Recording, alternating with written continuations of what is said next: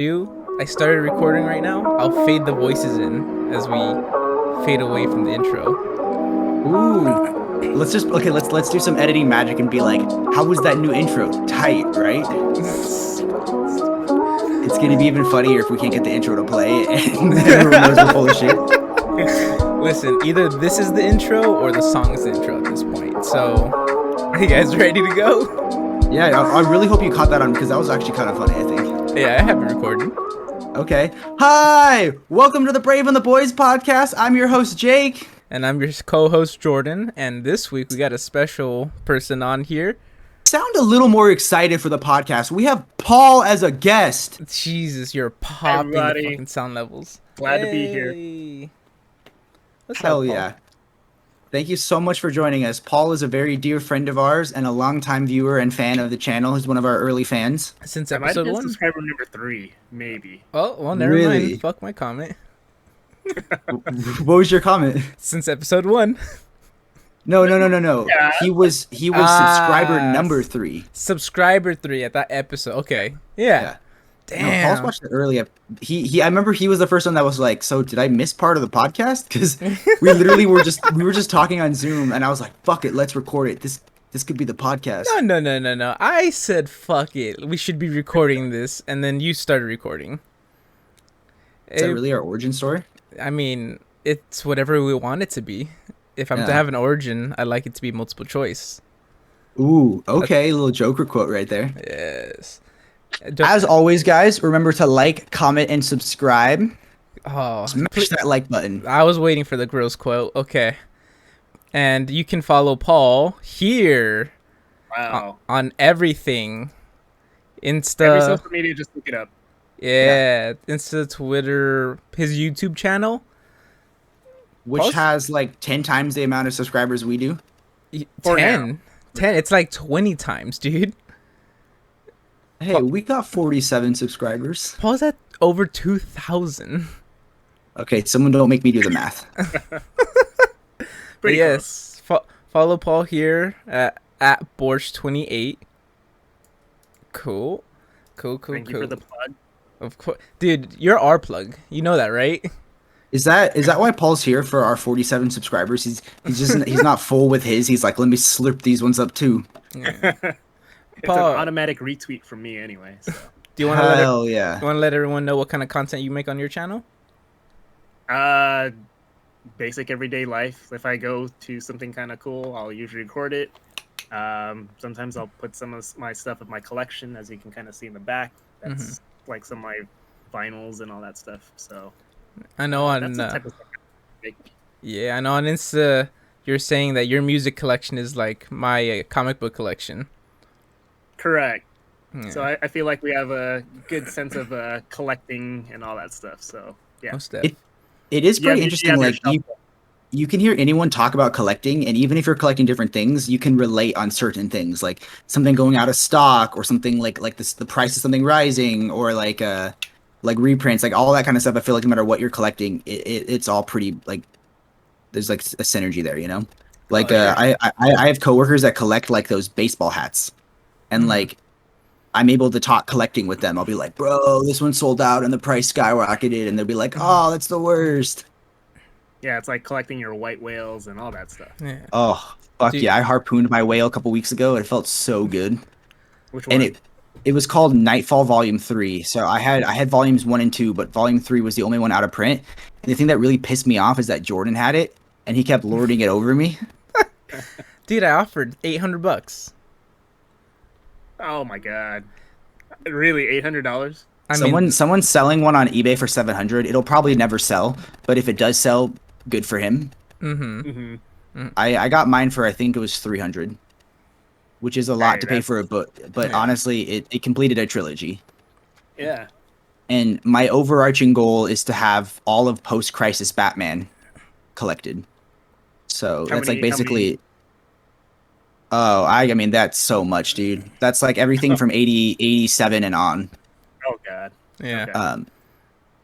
But I honestly like I have everywhere. I mean, when did Nightfall take place, Jordan? I have everything from 85 to like the early 90s, right? Or at least- yeah. You have the main continuity. Yeah. Yeah, because Nightfall is early 90s, and then with the completion of No Man's Land, you will have from like 97, 98 all the way through 2001, 2002. I'll have to get a couple of those spin-off trades, like the not the spin-off ones, but like the Contagion and that shit that takes place right before Road to No Man's Land. Yeah, you But have Contagion. DC makes it hard, man. Marvel makes an omnibus for every single thing in chronological order. So you could easily just buy this book, and this book. DC, I'm buying this trade and this omnibus and this deluxe, and then this trade goes out of print, and like I just steal this trade from a library. Yep. So they're just pretty inconsistent. Is that? What yeah, I mean, if you listen to our podcast last week, which I know you did, like you heard him talk about how wild DC's collected editions department is, man. Speaking of which, before we get into it, you want to show off anything new you bought, Jordan? Come on, I know you want to. I know you want to brag about finishing your collection before me. It really fucking pissed me off. Dude, fuck you. It's all the way in the back, and they're heavy as dicks. I'll pull up a picture of them. One of my favorite comic book series, if not my favorite, is Sandman. Sandman is like everyone talks about Sandman as like the greatest comic book series, and it's like you would think it wouldn't really actually live up to the hype, but it fucking does. So I've been collecting Sandman. There's 4 absolutes that take up the main story. Number 5, which is like side stories. One called Overture, which is a prequel, and Death, which is a spinoff. So there's I think 7 absolutes altogether. Or you can buy 3 omnibus. So Jordan bought the first omnibus. I had 4 and the prequel. So then I bought Death, which is, I mean, all I needed left was 5. Then Jordan's girlfriend bought him omnibus number 2, and then Jordan bought omnibus 3, thereby completing his collection right fucking before me. And I had to get my absolute off of one of those comic book websites that take forever to ship because they use the post office. So Jordan's sitting there with his full fucking collection. I can see them, those 3 books in the background with the silver on them, on the very edge. On the second to top row, just fucking lording them over me. But I have absolutes, which are the superior format. So Okay. I got Absolute Death. Comes in a nice slipcase, unlike Jordan's. Ooh, that's nice. Mine has a little ribbon, a little bookmark. I don't have a bookmark. Beautiful leather. Yeah, unlike Jordan's lack of bookmark, and mine's way oversized. Jordan's is just regular oversized. Look at that. Look at that. Was gonna hold off on buying this because they reprint 2 stories that were in some of the previous Sandman absolutes, but I wanted to own all of Sandman, so I did. Are those limited in print in terms of like numbering, or? I think some absolutes are, in terms of like they're only around for a period of time, but something with like Sandman is what's called an evergreen title, which means they're gonna print Sandman forever. Like, Sandman is so widely regarded. He was supposed to win a Peabody Award, which is the highest honor literature can win in America. The only comic who has ever won it is Mouse, which is like that Nazi mouse book. But they weren't able to give Neil Gaiman a Peabody because, oh sorry, not Peabody, a Pulitzer. They weren't able to give him a Pulitzer because he's not American. Ah, that sucks. Yeah, but he says he got some international awards then. Yeah, Neil Gaiman said he likes his ghost Pulitzer better than an actual Pulitzer. But Sandman is champ. Right. He is Sandman. They're making a Netflix show right now that they're spending all kinds of money, and it's gonna just fucking blow up. It's gonna blow up so hard. And the crazy thing about Sandman is that it's taught in schools, so you could find like not abridged versions, but annotated versions of Sandman. Those are evergreen. The absolutes are evergreen. The omnibuses, I think, are the only ones that will eventually go out. But the box they released a 35th or 30th anniversary box set of the trades, and that went out of print like that. But who reads trades? Little tiny floppy ones. I mean, the ones that you gave to Paul and your other friend. So yesterday I was unboxing things, and I thought I had got my comic book collection. But I found a new box that was stuffed to the brim with fucking trade paperback. So, like, let me grab it really fast. Like, this is how many fucking things I found yesterday that I didn't even know I owned. So, like, all of these I don't care about. I'll give some away for friends if you guys want to read more comics, but let me show you. Now, Paul, this is the part of the podcast where we talk about Jake behind his back. Is there any comments that you want to make? His pictures. Dude, look at those calves. Just fuck. Oh wow. Oh, Oh my yeah, you're gonna god. keep that in there. Yeah. Oh shit. Well, Well, no one's getting those. Let's pretend I didn't drop them everywhere. Look at that though. Fuck. Look at all of the. I'm drowning in them, man. I didn't even know I owned any of them. God, you know, you're in deep in a collection where you can't remember that you own certain ones.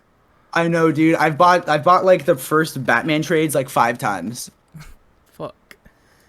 Look at the wild Jake, scrounging for his comics. God, that's so good.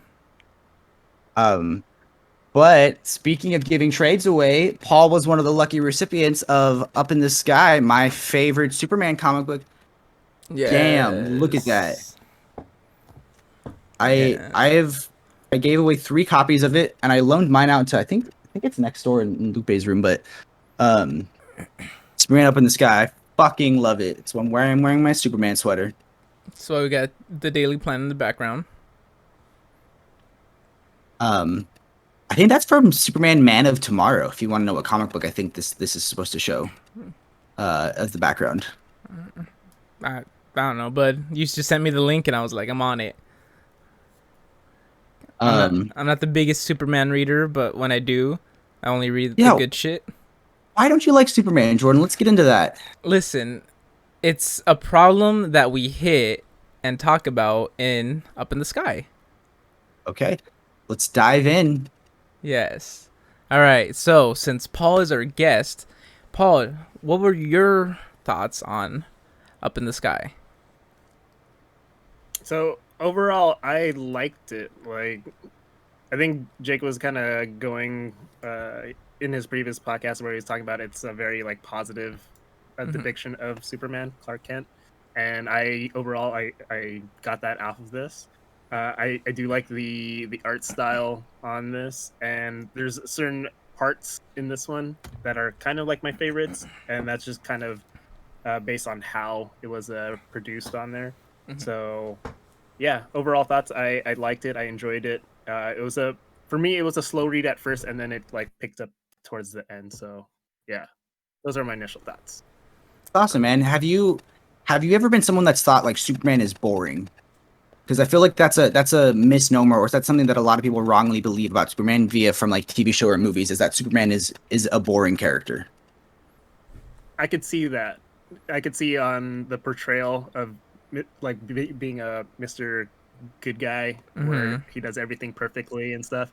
I could see where it gets boring, but the situations that he's put in this comic make you seem he's doing a little bit more than what his portrayal normally is. So that's one of the good things I liked about this.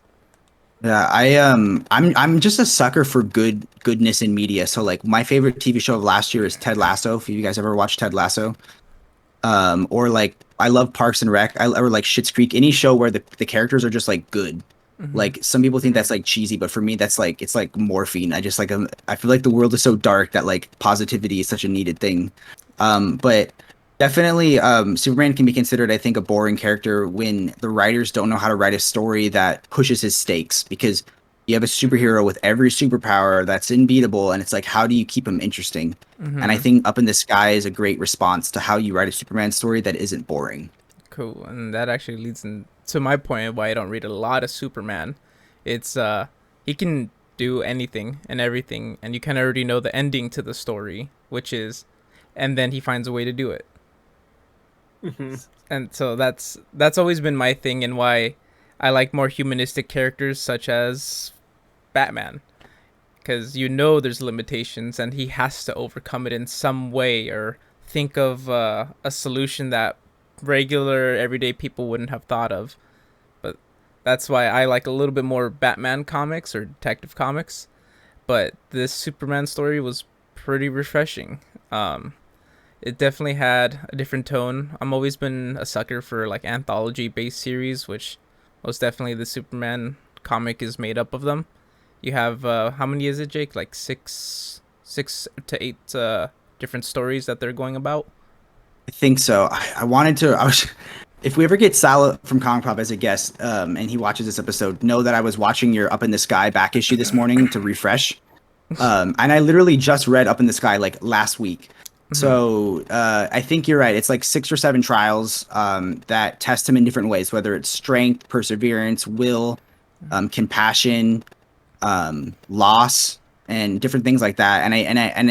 I think the key is that he can't punch his way out of everything. Yeah. It was definitely different, and there's definitely one more frustrating than the others, and it was the trial of patience. When he's in the DMV-esque telephone booth. Oh yeah, Yeah. where he's waiting on that call. Yeah, that one hit hard.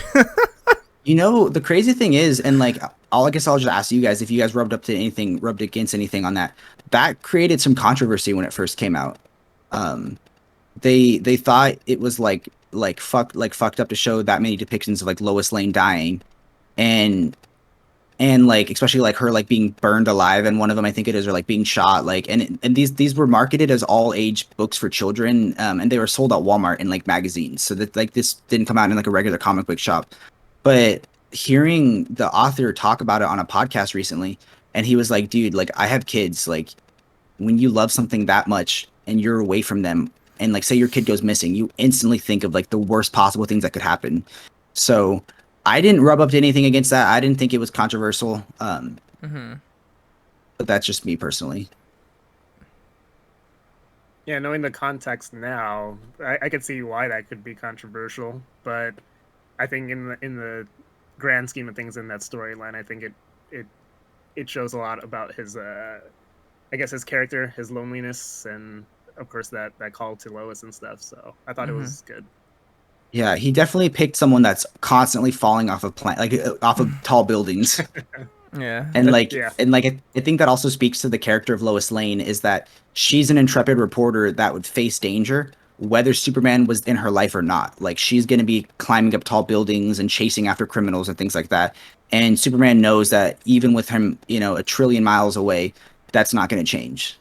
Like, and I think that's like the most humanizing thing about it. At the very end is like he's super fucking worried, and then he finally gets a call from her, and she's like, "Oh, I gotta run. I'm blah blah blah blah blah. Like I'm too big. Like I'm busy. Like she's like a strong, independent woman, and you know she don't need no Superman." Most definitely. And just really quick, Paul, can you double check your camera? Just because I think there's a small delay on there between your speech and your video. And in the meantime, This is a shout out time for our sponsor. Wait, we don't have any of those yet. Listen, it can be cheapgraphicnovels.com. I'm very happy on how they packaged my Alien book that I finally received. After a month and a half, do you think Near Mint told him to ship it? No. I mean, he explained what had happened. They oversold it and expect that it would do that well. Yeah, they didn't buy enough copies to begin with. Yeah, exactly. So, I mean, if I would have been told that by email, I would have been a little bit more understanding than just, they haven't shipped my book. It's been like a month. So. Is the video still kind of wonky or what? There's a small audio delay between it, but it looks a little bit better. Jordan, say our podcast's catchphrase. It's my catchphrase. It's your catchphrase. fine. When we make merch, it's gonna be it's fine merch. How many eyes did I say? Yeah, like, I don't know, 6. Oh yeah. Cheapgraphicnovels.com could be our sponsor. Just saying, can be. I'm open to it. Is that where Open you got to up it. in there? I bought Up in the Sky on Amazon, actually. Damn, you did them dirty. Yeah. So like for a hardcover omnibus or an absolute, I'm not gonna buy them on Amazon just because Amazon doesn't package them properly. But trades are like malleable. But what if you get a crease in the spine? Okay, you know what, Paul? How did you think the quality of your Up in the Sky book was? Was it sufficient? It's very sufficient. It survived. No real. There's like one little ding on the corner, but Oh, that breaks my heart. See? No, I'm just it kidding. did not what's it called? It didn't Okay. fix anything. So we're Back good. up in the sky. Did you have a personal favorite anthology story in it? I'm a sucker Uh, for the boxing and the alien healer. okay. I'm gonna agree with you. I'm gonna say the boxing one and the what's it called run with the Flash. Yes. Oh, That one I was thought my those were my two favorite ones. the run one is definitely my favorite one cuz it goes back to he's going to find a way to do it. Mm-hmm. yeah, And he always rises to the stakes. I always just wanted to see them race. Also, it Yeah. breaks my heart that it's like narrated by the little girl in captivity. Yes. Oh, right. That's the twist. Um, I think so I think yeah, for well, I was just gonna say I think the as far as what's it called chapter 3, which is the one with what's it called which one was it again? was it the boxing one with The Mido? boxing one, yeah. Yeah, where he's Uh, boxing Mido. yeah. So I like the contrast between how chapter 3 and then run was made, because with the boxing one there's all these small little panels and everything. The pacing was nice in it, and then when you get to something like the run, each page was its own instead of having little panels, but there were so many text blocks in there that Yeah, it kind of made the pacing just as fast, but totally different styles on how they made that. That's why I Mhm. like those two like the best. that is a Yeah. fucking interesting point that I have never thought of. The contrast in size of page and text. The Yeah. the overall art of the book, Andy Kubert just does gorgeous art on this book. Like even like when you even in like chapter 3 when Superman's like all fucked up and he's like sitting in his corner and he's like destroyed, like that art in itself is just so well done. Dude, to go over Mm-hmm. something, and I just realized because I read it last night. Um, there's no 2-page splashes in the book at all. Really? There are only single-page, full-sized art. Yeah, it's weird. I didn't even recognize it. I'm flipping through my digital version of it. Every page is different. There's no one full.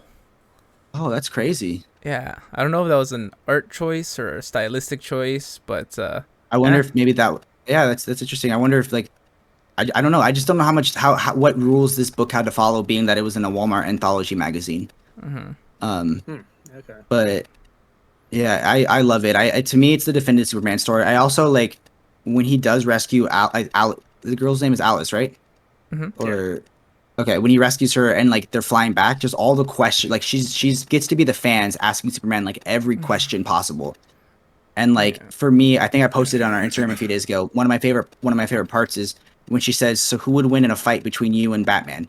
the And Superman Joker. says, "The Joker." And she's like, "No, for real, who would win?"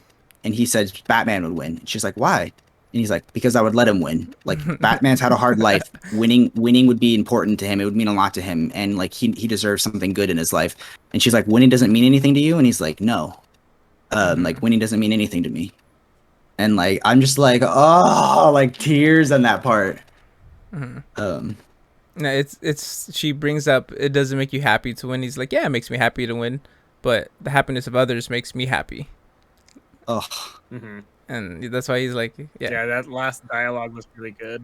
yep, it's so good. such a good dude. It's very heartwarming to have such a positive book. I mean, this book definitely was different than others, and just as well as for the release. Like Jake said, this book was a Walmart exclusive for a long while. So they made this one Up in the Sky, and then they did Batman Universe, I believe. Yeah, it was Batman Universe. Yeah, and it was the two writers at the time had swapped characters. So Uh, the Batman writer was writing Superman, and the Superman mhm. writer was writing Batman. Yeah, so Brian Michael Bendis was writing Superman at the time for DC, swapped over and made a Batman comic, and Tom King, who was writing Batman, did Superman. It was And Tom King gets a lot of gripe as like So he's his claim to fame is the Vision. So a lot of the stuff that WandaVision was based off of was from his Vision comic book, where Vision creates his own family, with like Sparky the dog or whatever. And then he also did Mr. Miracle, which is like one of my all-time favorite comics. Like he does these introspective, depressing character studies on like mental illness and the psychology of a hero, and like a lot of his stuff, like the joke is that his characters are always looking out of a window and it's raining.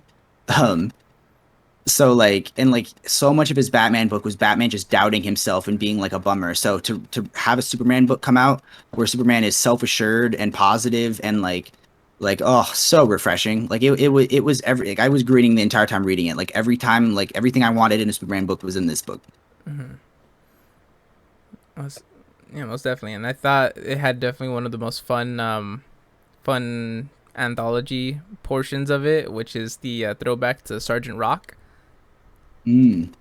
because that's not an era really talked about for DC. The whole comic books during World War II, and they Why is that? eh, because you had killing back then, and your superheroes were more like, let's destroy the Nazis and stuff like that. So it's kind of always been pushed to the side, or they have to explain why the characters were like that back in the day. Um, Sergeant Rock, he's in New Frontier, right? yes, he's a New Frontier. He's part of the oh my goodness, Is Easy it the Squad. Blackhawks? No, no, Oh, no. is it? He has his Oh, own squadron. is it the morons or the losers? The Losers, yes. Okay. Yes, so he's part of the Losers. Um, for Sergeant Rock, he has his own band of misfits that he fights against the Nazis for. And then in New Frontier, a different comic book that shows appreciation for all of DC, um, he is Yeah. part of the Losers who travels to a different island. And I'll leave it at Um, that. the first panel I ever saw before I read Up in the Sky was the one of Superman talking to Darkseid, where it's a deal with the devil, and like I think that is a mind-blowing concept of there's no way Superman can punch his way out of this one. There's like he literally like Darkseid says like if you take a life, if you kill someone, I'll tell you what this girl is. Like I'll tell you how to find her. And like he wants this angel to fall, and like he finds someone that's like in horrible pain, horrible sickness, and like gonna die, and they don't let you know if Superman kills him or not. And Superman comes back to him and he's like, look, man, either I killed him and I've fallen, or I've lied and I've fallen. Either way, I've fallen and you win. And like, and you're just like, damn. And then they touch back on that, like at the ending of the book, and he's Yeah. like getting like a massive hug from this alien creature, and the guy's just like crying, and she's like, and like Superman's like, well, he was sick, so I found a way to cure him. And it's like he fucking saves everybody except for the alien healer, but he saves everybody other than the alien healer. Listen, the alien healer understood the sacrifice that needed to be made. I mean, how do you not save Superman? This guy's saved billions of lives. That's the thing. And he gave up everything. He was a husband. His been? What does that mean? That's Oh, that's a how- husband. Yeah. Sorry, Yeah. I've been single too long. He was a father. I don't know how they say it. It's like FOATHER. Dude, that's last panel of him hugging the alien kids. Oh, at the end of that part, yeah. So dark. It was So sad. dark. But overall, we can say Superman Up in the Sky, worth reading. Yes. Absolutely worth reading. That's all. So you mentioned this was your first comic book in a while, and I think it's perfect for new comic book fans. It's also perfect for getting people back into comics just because it's so refreshing. What is your experience with comics? Like what have you read? So growing up, kind of like a '90s kid, I kind of just started off with like X-Men, obviously with the Fox cartoon and everything. So that's how I kinda got into getting into some of the comic. Absolutely one of the better theme songs. But getting into Batman animated series. Oh, I used to go to like a comic shop, but my mom would always just buy like one comic, so I wasn't like a avid reader. I would always kind of just buy like the cool flashy cover type thing. yeah. So one of my like my first series was kind of the Fatal Attraction series from Marvel, and Mm. not gonna lie, it was mainly because that stupid hologram on the comic book. But yeah, just getting to see, of course, Wolverine getting his adamantium claws out. That was like one of my first memories of like buying comics and everything. So that's how I kind of started. I kind of drifted away from comics. Um, it wasn't like the biggest thing for me, so I would still always pay attention to any like major releases and everything. But yeah, that's how I kind of like started off with comics. How do Right now, you? you're definitely sorry. You go. Oh, I was gonna say. So, how do you feel about all the comic book movies that have reinvigorated the comic book industry since now more people seem to be interested about it? Oh, I definitely think it helps out because it I was more getting into movies. I love Disney, and then of course with the acquisition of Marvel, I think that kind of helps reinvigorate the whole Marvel part of it. Mm-hmm. Um, but I also kind of I feel like it causes a lot of division too at the same time because of the whole I'm Marvel, so I can't be DC. Yeah. Sure. Uh, but overall, like I think you can always get the. I still think DC has crazier stories, if that kind of makes sense. Um, and I think that's a good thing for the comic medium itself. Mm-hmm. But yeah, I think overall with the movies, it kind of jump started comics again. So Mm-hmm. I like that. That's cool. When did you start going to conventions? Because I've never been to a comic book convention, but I want to go so fucking bad.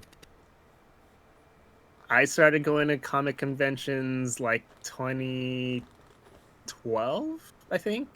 Okay. Cool. Um, so like when I was in college and everything, my friends were all graphic designers, so they would always like make a comic and they would table out over there, so I would get like a free pass so that I can go visit them and everything. And so that's how I kind of got to go to conventions. Shout out to Steve. He he got me in on Hey. all the conventions, at least locally. Yeah. But yeah, I'm surprised you guys haven't. But in 2022, I hope I go with you guys because I Because want to see you guys go meet we were like talking about one of going to your favorite WonderCon, right? artists. And Mm-hmm. yeah, Oh, I think your camera's oops, about to hold on die. one second. I might have to. Yeah, I'm gonna change batteries real quick. So to tell you Oh, on guys the this fly. story, we were getting ready to go to WonderCon, and then the funniest thing happened. The world ended. The world ended. Ooh, it's the Um, end of the world. I Yes, think we should sing the X-Men sir. theme song. Da-na-na-na-na-na. Haven't we done a theme song as like to kill some time while it was silent on the podcast? Can you play the Super Friends intro for me right now? Do you think we'll lose our monetization? Our monetization? You can't lose You might. monetization if you're not monetized. We might lose Paul's monetization. There you go. No, heck no. I don't care. So Okay, back. let's definitely go to a convention this year. Like that's we're making a promise on air right now. So otherwise our fans will get their pitchforks out. Let's do a comic convention this year. Well, isn't it Comic Con is canceled for this year? It's Okay, reopening I mean next within a year. year. I mean maybe next year. That's what I meant to say. Like a year from today. Mm-hmm. WonderCon is the one that I always start off with because it's to me like a good medium-sized convention. Okay. Yeah. There is one like Long Beach Comic Con, which is like usually I think January or February. That's gonna be like one of the smaller ones, which is still gonna be cool if you want to just definitely start going into them. But WonderCon is definitely like my favorite one because I feel like it's not too crazy, not too full, but you get to do like all the things that you want to do there. Okay. So I just wanna lug around some omnibus or some absolute all day long and wait in line for 8 hours and get it signed by a creator. mm-hmm. It's Yeah, the most dream. So definitely. bad. And I'll have them sign it to me specifically so that I'm not tempted to sell it someday. I kind of want my copy of DC Metal signed by Scott Snyder. Oof. I feel like he's just gonna want to sign his creator-owned books now.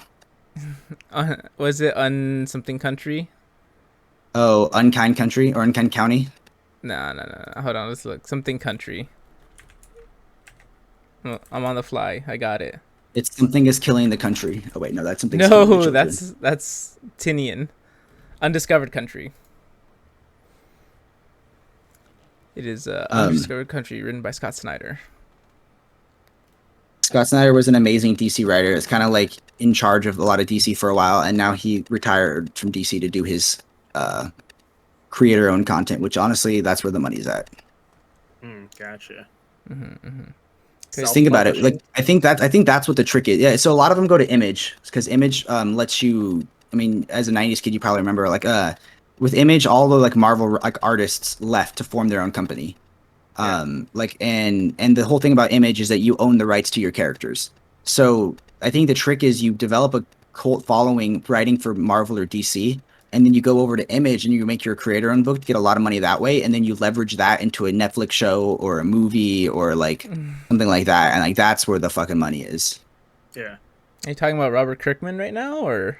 Oh my fucking god, Robert Kirkman has more money than Jesus Christ. He has 2 properties that are in production still for his. Dude, think of how many Walking Dead spinoffs there are though. Oh, so At many. least like 2. So many. And That there's I about to be can't there's about to watch be anymore. there's about to be a third one that's like a prequel series before the finale, and there's the Rick Grimes like trilogy that they're working on. So there are 3 properties as of right now. Or I don't know if they're still running. I know there's the main Walking Dead. You have the one that's here in Fear the Arizona. Walking Dead. Fear the Walking Dead, and then they had like a teenager one. I don't remember the name of. And the new one they're working on is Dawn of the Walking Dead, which will focus on 4 characters before the final season. Does it get a cut of the video game too? Is Yes. it a video game? He actually He owns gets the the, studio that makes the video game now. Telltale.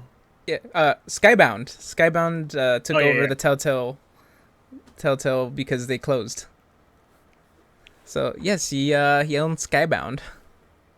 That's nuts. What we need to do is we need to put it like Jordan corrected Paul, and then like have Paul look off to the side and say Paul will remember that. I'm not that good at editing. A little Telltale shout out. Look, if you get our intro song from Kid Pesto, or is that his name? Toucan Sam? What the fuck is his name? I think it's Kid Pesto. Yeah, sorry. I wanted to make sure I didn't. Yeah, there we go. Kid Pesto. Yeah, he used to be called Toucan Sam, but it's Kid Pesto. Shout out to him for making us an intro titled "This Song Sucks, but the podcast is even worse." .wave. I love that title. Dude, I texted Kid Pesto, or he texted me, because Oh, he did. he saw that I had a Chevelle album, or not album, CD. He's like, I didn't know anyone else listened to Chevelle, and I was like, dude, they're fucking great. Look at you making friends from the podcast. Wow, reaching out to others. Okay, Paul, as our #1 fan, what's your biggest critique of our podcast? Really cut the net dagger into my heart right now. Ooh, I want to see more guests. I like the guest feature, but I think maybe every other episode just to space it out because I like the dynamic between you guys. Like that. That's a nice critique. Made me feel good. I like the segments that you guys have in terms of what you just purchased and stuff. That's always good to have on there, I think. And Even though Jordan's always too lazy to grab his books off the bookshelf that's 2 feet behind him. Dude, it's like 6. This is the master bedroom. And I think I'm waiting for the shelf book tour. Yes. Oh, I just got my bookshelf dropped off today when the podcast started, so I'm literally going to take up like half my closet just so people can like see my books behind me in the podcast. Mm-hmm. see, I've been procrastinating it because I know Jake has more comics than I do, but I think I have I more don't know. omnibuses than Jake. I don't know, man. I don't know. either anymore. But the thing is, like, you at least have variety. I'm literally all DC. I mean, I have a couple Image. What's the? Yeah, I got Saga, and I got Something is Killing the Children, I know, you're welcome. Happy birthday. and I got Criminal, and that's about it. Did I buy it for your birthday? Something's Killing the Children, or You what? did. It was like one of the last times I saw you. I think I had just gotten fired. Fuck. Shouts out to our sponsor, Best Buy. Speaking of which, I'm getting a new radio installed on Friday.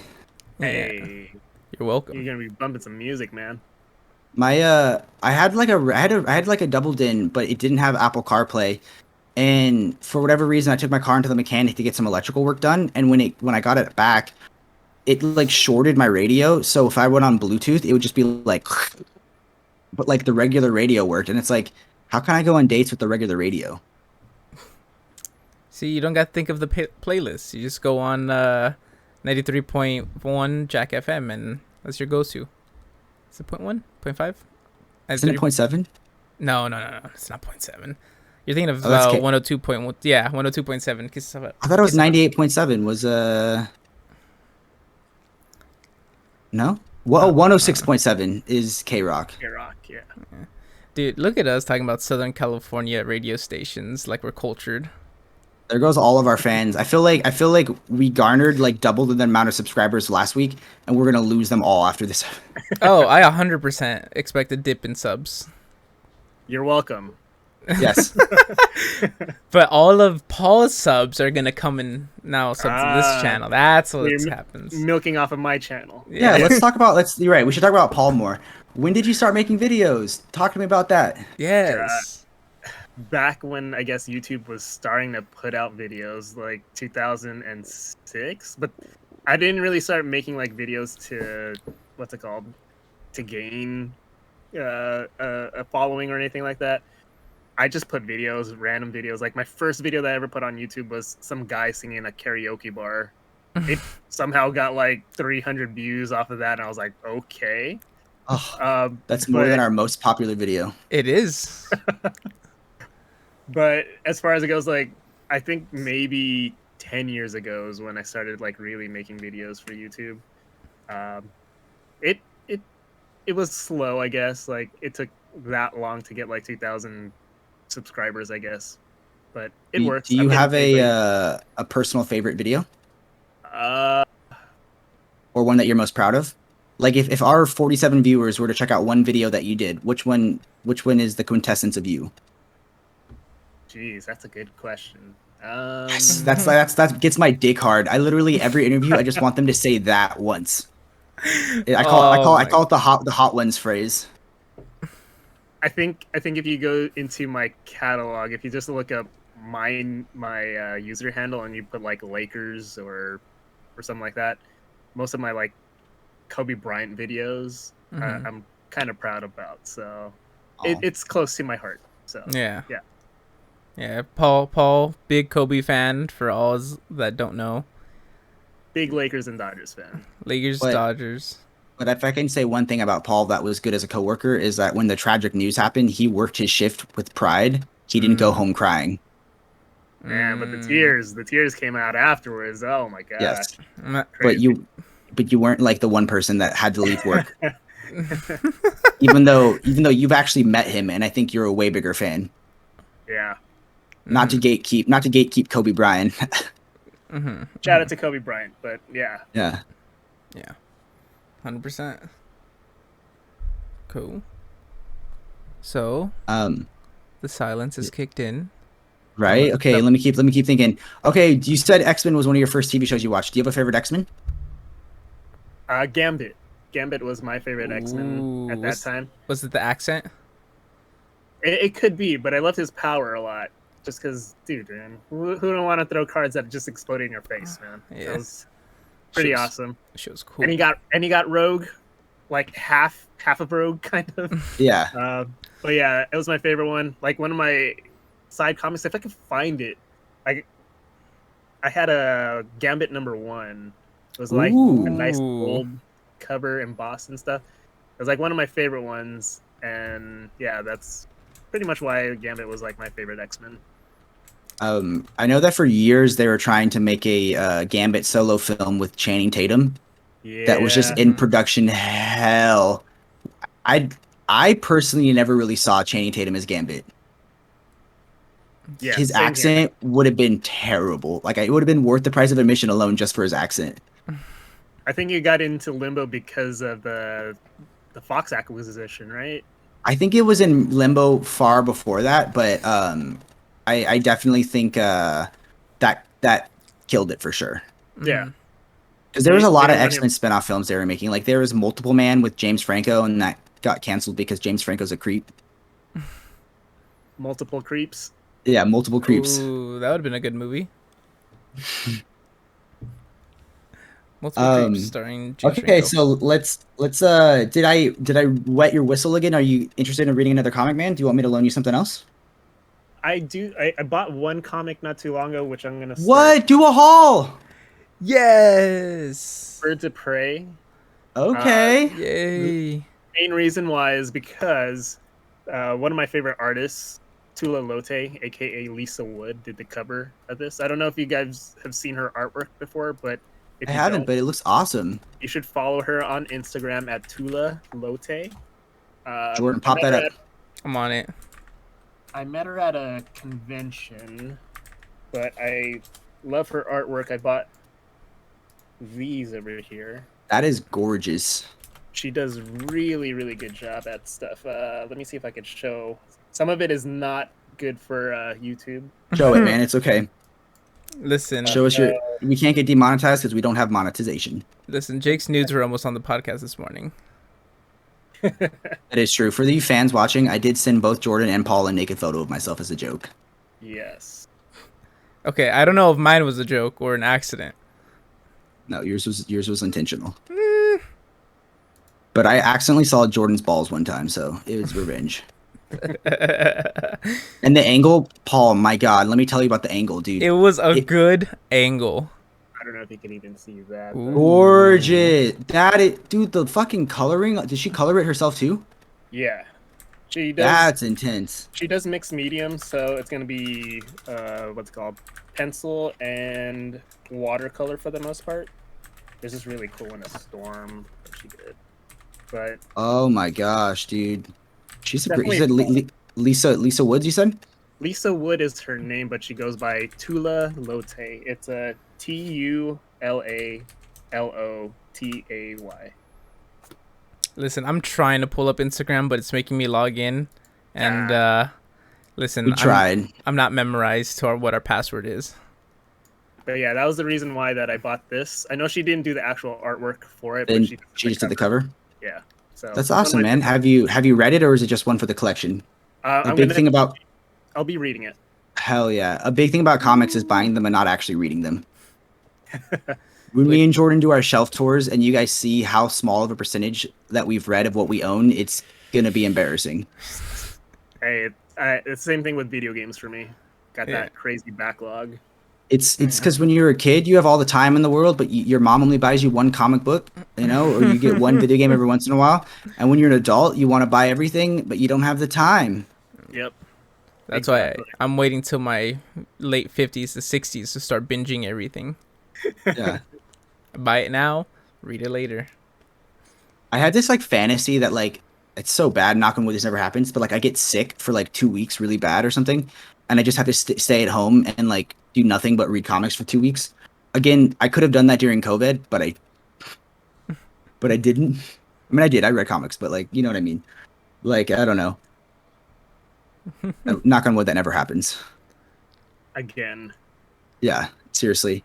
It like literally right before COVID happened, I was like sitting at dinner with my ex, and like she wanted to go on vacation, and I was like, dude, I'm so burnt out from Best Buy. All I want to do is have a staycation. Like, can I please go on can we just go on vacation and we just stay at home and do nothing? And then COVID happened, and I'm like, I'm sorry. And it was permanent. I killed so many people with my wish. Dude, listen, if it Fucking wasn't for monkey's paw. COVID, I probably wouldn't have passed my last semester of college, cuz I booked myself for 7 classes. Regret. I was burnt the fuck out from being full-time school, full-time work. And then COVID hit and all the professors just gave up. Oh, yeah, dude. If you just turned in your work, you'd get an A. It was great. Turn in your work, dude. One of my professors was like, take this 3-question quiz every week that you can look up the answers to, and you pass the class. And I went, hey, You graduated. yes. Except one fucking motherfucker did not let me fucking slide. She was like, "Hey, I need you to still do everything that we're doing in class, but now by yourself." And it was a Yikes. full 12-page research project. Fuck her. Fuck that professor. One thing I'm excited about is the box they dropped off this morning was like all of my room decoration stuff, like all my room stuff. Like the stuff that turns my bedroom from a room into a home. So I got some art to show off. You guys want to see? Awesome. Whip it out. And not again, like this morning. So I got. This is from Spirited Away from a shop called Quest. Ooh. That's Ooh. nice. It is very nice. There's Jake's butt. And this is my Batman art piece. Batman. Batman. Batman. That was it. I killed like a minute of time. You're acting like this is a chore. Like, I have to do this for another minute. No, I'm excited. Honestly, I miss Paul, dude. Me and Paul only hung out like one time, one-on-one, the entire time I worked at Best Buy, and we like silently watched. We silently watched fucking Parasite together. That's a good movie, though. That was. Paul was just like, "Here's my digital code for Parasite," and I went, "Oh, thanks." Paul's never given me a digital code. Listen, Hey, you got lucky. listen. I've known Paul since 2016. You're buying Scott Pilgrim next week, huh? Code. Oh, yeah. I heard you're buying Scott Pilgrim next week. I am. Yes. Did your digital code that you already had, did it auto upgrade? What do you? No. Okay. So No reason. So all I'm hearing is that we're kicking Jake off the podcast. Me and Paul are doing an independent one for Scott Pilgrim. I watched Scott Pilgrim last week. But did you read Scott Pilgrim? Have you read Scott Pilgrim, Paul? I've read up to, well, I haven't read all of them. Maybe I think 3 books, but after that, I just watched the movie and then the video game, and that's about it. That's respectable. Is the movie based off of the video game or the book? Because it looks like it's based off the video game. Wait, say it again. Is the movie closer to the video game or closer to the book? I think closer to the book. It is. It's pretty close to a 1-to-1 of the book, although there are, of course, differences in some parts. But Kid Pesto just texted me right now and said song shared with Borsche28 at Gmail. Awesome. Ooh. A little late. Hey, it's all good. Cool. And Did you guys like Brian Lee O'Malley, by the way? Yes, I do. I'm sorry, what was the question? Brian Lee O'Malley, the creator of Scott Pilgrim. Mm-hmm. Oh, I have never read Scott Pilgrim, but I'm very interested in reading it. Jordan never loans me comic books, though. This is one of my things. I have a Brian Lee O'Malley Seconds. I don't know if you heard this one. This one is a fun read, I would say. Ooh, hit me with the elevator pitch. What's it about? It's about this girl who kind of regrets stuff in her life, and she decides to eat mushrooms, and somehow it kind of makes her go back in time and stuff. It's a good read. Whenever I ate mushrooms, I just heard sounds and like weird colors. I never went back in time. And it seems like you started crying. Yo, mushrooms do make you cry though, but like it's like a happy cry. Okay. I'm like the most boring sober person in the world now. Like I coffee's my only drug now. Coffee Too much caffeine, man. Coffee's the best drug, though. I love coffee.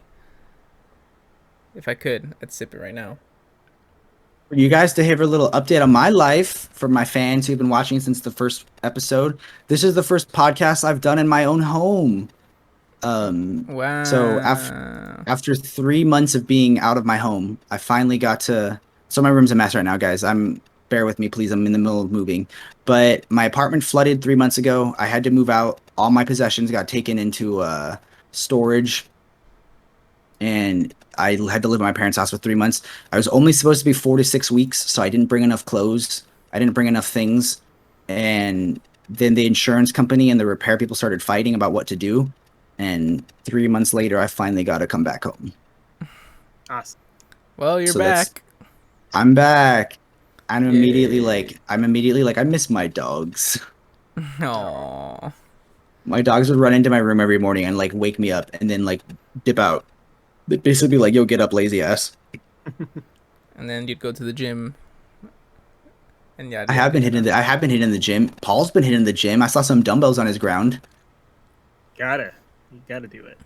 He's getting that gambit, Bob. No, apparently not yet. Okay. So, do you have a favorite podcast episode of ours? Like, which one do you think is your favorite?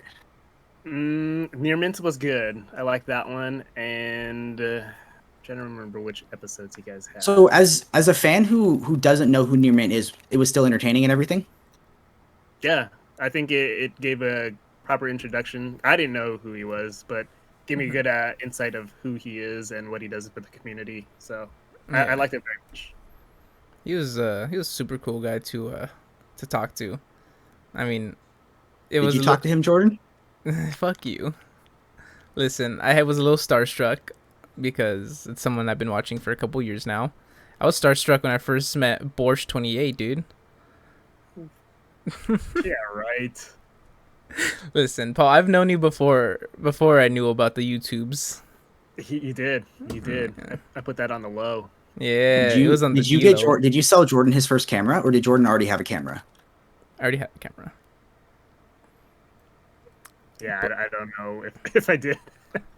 Paul's getting me into the shoe game though, because there's that app that he's using, and there's some pretty cool shoes on there. There's some nice ones, but it's heartbreaking every single morning. It's like a lottery. Mm-hmm. Do you have any luck today or no luck today? No luck. I don't think that there were any shoe drops that I wanted to get, so I didn't even attempt to.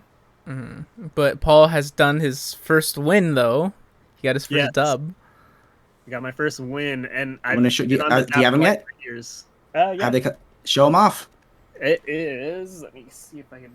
Dude, you are our guest. We can talk about anything you want to talk about. Paul just legitimately pulls them from behind his back. They're just right here, ready to go at all times. Dude, he had those comic books like within reach. I'm like, that's dope. That's more prepared than us. Like, I could have gotten the omnibuses before we started, but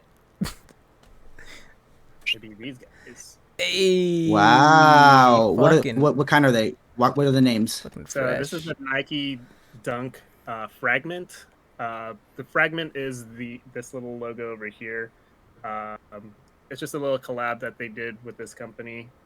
Kind of simple in terms of design, cool color choice, I think. But yeah, Nike Dunks are like my favorite, and that was before Travis Scott. Mm-hmm. But yeah, very cool. My first and only win from that sneakers app. But yeah, hell yeah! Just to inform you, you don't win the sneakers, you win the opportunity to purchase the sneakers. Yes, you get the opportunity to purchase them at retail value, otherwise probably paying like 2 times the amount resellers. So do you resell, or do you just hold on to, like, are they just for you? Oh, I will wear them. So for me, the high tops or the highs, I mean, aren't the ones that I usually wear. I usually like low top shoes. But since I won them, I gotta figure out a way to like wear them. But yeah, I was just gonna cut off the top portion of it and rock it. And dude, somewhere some sneakerheads like, don't you fucking do that. But then Paul don't have the only pair. Yeah.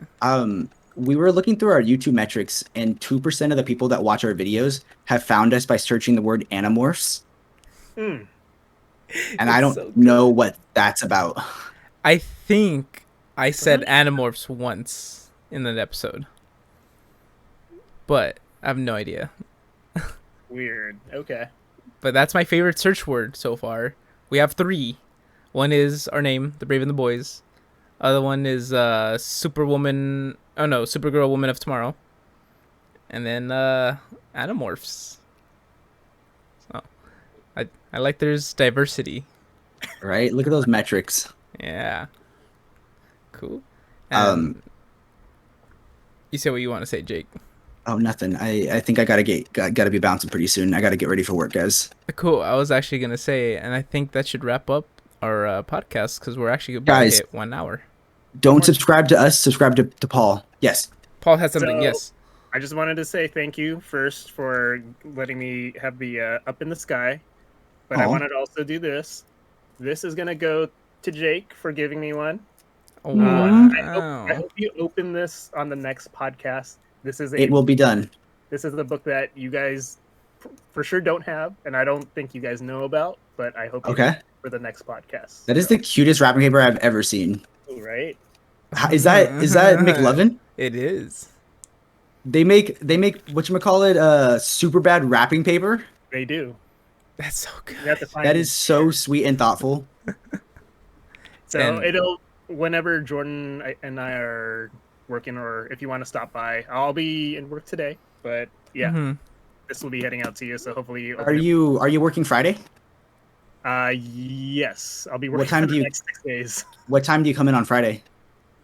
I think I'm opening. I Okay. think. I'll So- be there. I'll be there sometime before my appointment to drop my car off, so I can see you Friday. Oh, for sure. I'll hit you back up. I'll let you know for sure. And Aw, if you guys I'm want to so do happy. if you guys want to do a meet and greet and get something signed by Borsche28, you can go to a Southern California Best Buy that I'm not gonna say, and he'll be opening up on Friday. Please don't. Yes. All 47 of our fans just mob him. Just There you go. we all need a Yeah. signature. Code Guys, thank you so much for watching. Thank you for watching us talking to a dear friend and a longtime fan, first time guest, first time of many guest appearances, I hope. Yeah. Just let me know. Yes. Awesome, guys. Well, thank you all for watching. Again, don't forget to subscribe, like, and comment down below. Jake, I want you to say your catchphrase, the one that grosses No, me I out. want Paul to say it. Oh, Paul Tell should them to say it. Tell them What is to it? something that like button. Oh, please comment, like, and subscribe to this channel. Please. and- you guys are awesome. And Something with the like button. Smash that like button. Smash that yes! like button. God, every fucking time it gets grosser. All right, guys. Thank you for watching. Y'all have a great day.